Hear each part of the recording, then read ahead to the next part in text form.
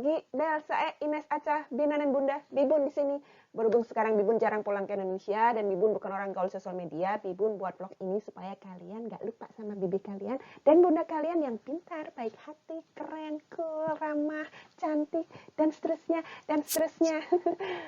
Dan juga supaya E-nya, Freya, Eyen, Amakana bisa dikenalin sama Inangnya. Oke, cerita pertama pastinya cerita kekinian, cerita Bibun tinggal di Quebec, Kanada karena terjebak cinta.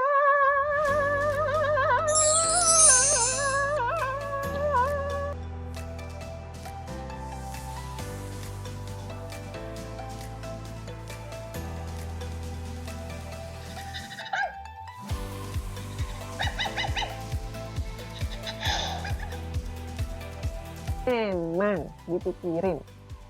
Di vlog pertama ini Bibun akan cerita dikit tentang 4 hal yang emang harus dipikirin kalau mau pindah ke Quebec. Ada banyak alasan kenapa seseorang memutuskan untuk pindah ke negara orang, ninggalin tanah air kelahiran.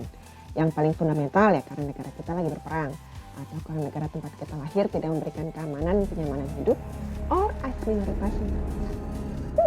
Bukan Indonesia, mungkin Indonesia.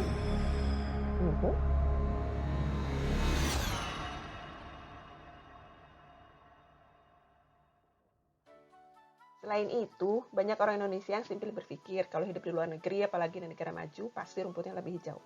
Kalau menurut Bibun sih, dari puluhan negara yang Bibun udah kunjungin, tinggal di Inggris, terus tinggal di Kanada, rumput di mana wae hejo warnana. Aya padang rumput nu kabeh sadaya rumputnya teh sarua hejona.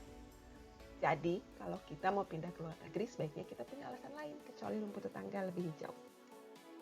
Alasan lain, pengembangan diri kah, mencari pengalaman kah, mengejar ilmu pengetahuan, dan seterusnya.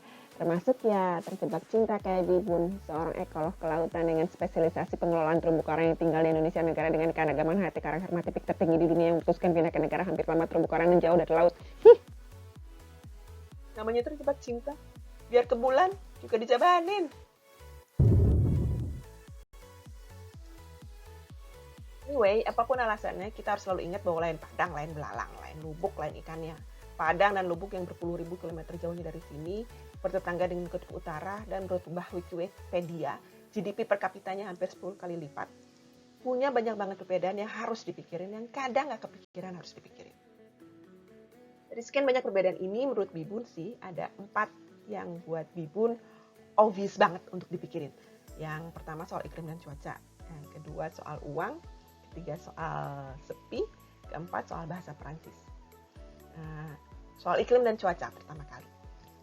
Tentunya banyak banget yang beda hidup di negara 4 musim dengan di Indonesia yang matahari terbit tenggelamnya nggak jauh-jauh amat beda jamnya, yang obrolan sehari-harinya cuman mendung nggak ya, hujan nggak ya, dan suhunya cenderung stabil di level panas. Banyak banget bedanya. Tapi buat Bibun, di vlog ini yang Bibun akan ngobrol yang penting banget buat Bibun. Di sini musim apapun dingin.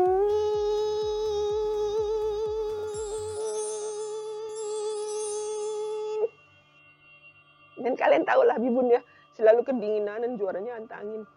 Sementara di sini itu suhu rata-rata musim panasnya lebih dingin dari suhu rata-rata terendah yang paling rendah di Denpasar. Kadang-kadang bahkan ada minusnya.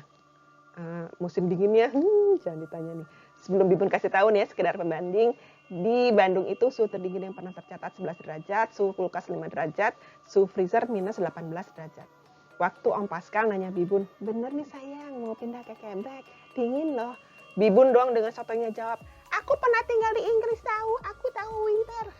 Bibun jawab ini karena London sama Montreal latitude-nya nggak jauh-jauh banget bedanya. Jadi Bibun pikir iklimnya juga pasti nggak jauh-jauh banget beda. Ternyata beda banget.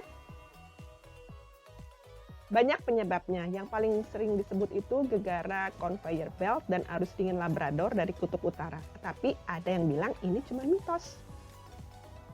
Yang ngebuat Kanada Tengah dan Kanada Timur dingin karena daerah ini consider punya iklim benua. Iklim yang ada di dataran besar di mana pengaruh lautan sangat kurang. Even di provinsi maritim di Kanada karena angin utama datangnya dari barat ke timur. Dan di barat itu ada pegunungan Rocky yang tingginya sekitar 3.000-4.000-an meter. Abis itu datar, lalu ada pegunungan dikit-dikit lah, ada gunung, bukan pegunungan, not even pegunungan, ada gunung dikit-dikit paling tinggi 1.700 meter. Udah jadi udara lembab di Pasifik itu tertahan jatuh di situ, di Provinsi British Columbia. Jadi daerah British Columbia itu hujan dulu kayak di Bogor. Sementara di sisi timur pegunungan Rocky itu kering banget.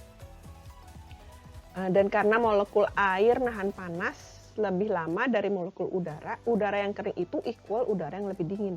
Dan kalau angin yang datang itu angin dari kutub utara seperti via polar vortex, hajar boleh Kanada.